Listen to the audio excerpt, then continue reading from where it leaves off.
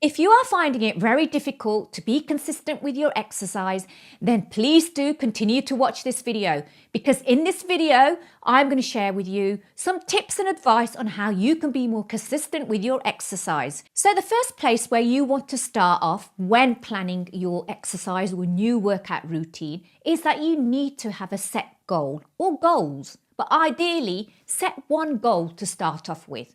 So this could be, you could be training and exercising perhaps to lose weight. Maybe you want to fit into those jeans, or you've got a special event to go to, or maybe you're getting married. Or perhaps you are exercising and training for an event, maybe a marathon, maybe a charity fitness event. So you must have a goal in mind. Otherwise, you are aiming aimlessly. You'll be completely clueless to what you are doing. This will help you be more consistent. It gives you a bit more of a why behind what you are doing in the gym or with your exercise.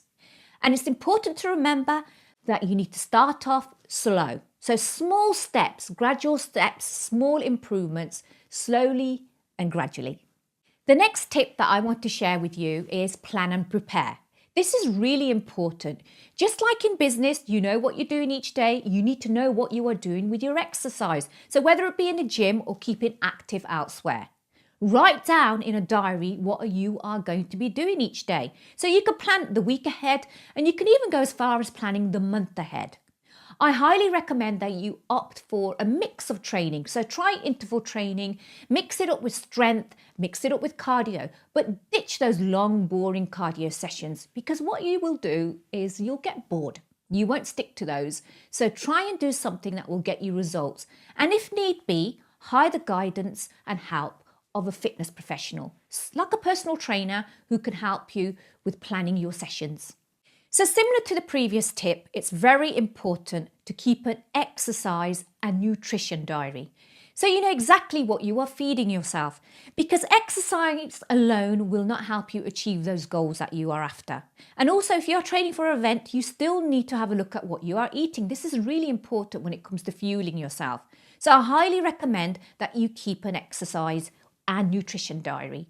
Have a look at the training sessions that you are actually doing during the week. Have those marked down. And with your food diary, have a look at what you're actually consuming and write down the time of the day and how you were feeling. Because often we can crave certain foods if our moods are quite low. So this is really important. So I highly recommend that you plan, prepare, and keep an exercise and food diary. So my next tip that I want to share with you is time-saving exercises. Often one of the reasons why people do not keep consistent with their exercise is because they feel like they are spending too much time exercising and training.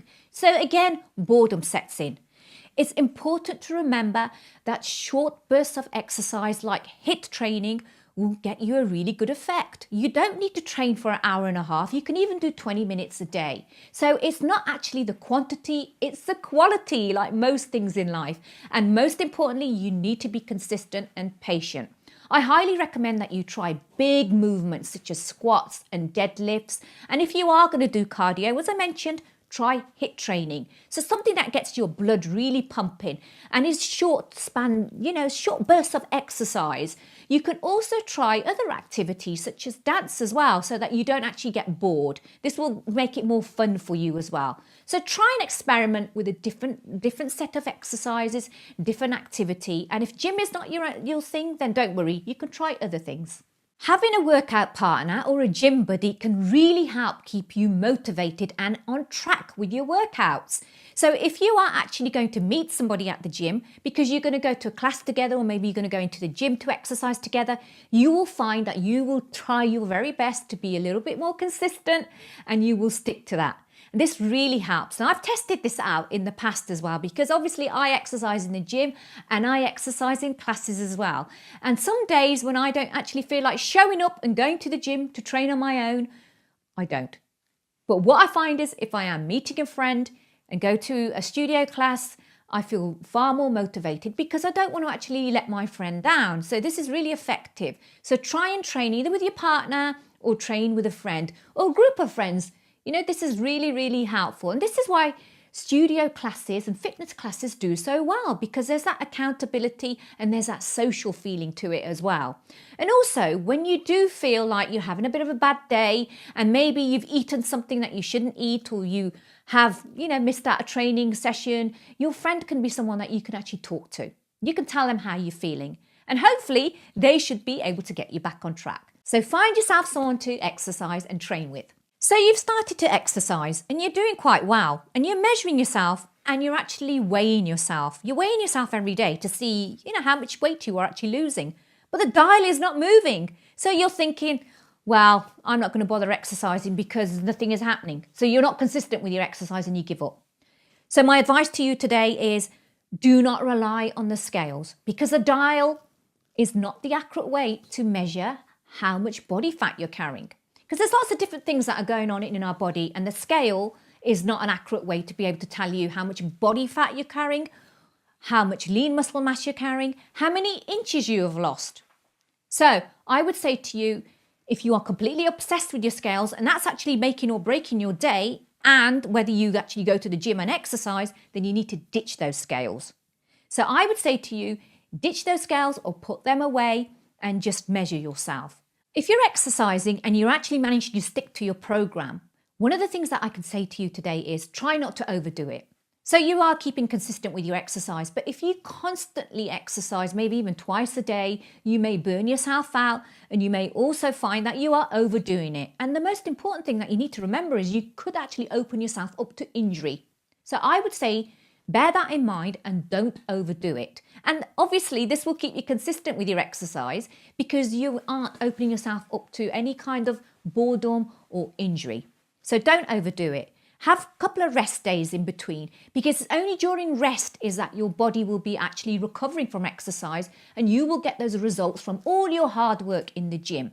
So schedule in time to rest and recover and do all those things that are not very, very active. So such as going for a light walk, or maybe even spend the time reading or watching your favourite movie, listening to your music. And if you do find that you do want to keep something that is moving you a little bit, then like I mentioned, try walking or try yoga, because your body does need to rest. And this will keep you more consistent over the long term with your fitness and exercise. You need to be positive. It's really important to have the correct mindset. Think positively. You will achieve your goal. You just got to believe in yourself. And this takes patience. It does take consistency. Nothing great is achieved overnight. You need to remember this. This is the same for exercise and keeping fit, and if there's a particular goal that you are aiming for. So take your time, make sure you rest and recover, feel motivated. And if you are really struggling, I would highly recommend that you do get help and guidance from a fitness professional, a health professional like a personal trainer. You don't have to have them for a very long time, maybe just initially to kickstart your motivation. So I highly recommend that. So my bonus tip, and actually maybe to emphasize what I've already shared, is to be patient. As mentioned in the previous tip, nothing great is achieved overnight. You must be patient. And record what you are actually doing in the gym, meaning write down what you've achieved. So maybe you ran a little bit faster, you ran a bit further, you've lifted a little bit heavier, or maybe you fit in another session of training in your week. Previously you only did 2, this week you've done 4. So every small achievement is a big achievement in the long term. Small steps to make giant leaps. So believe in yourself, be patient and be consistent.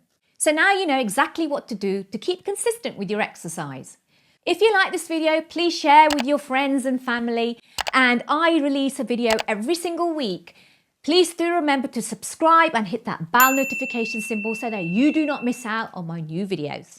Thank you for watching, and see you in the next one.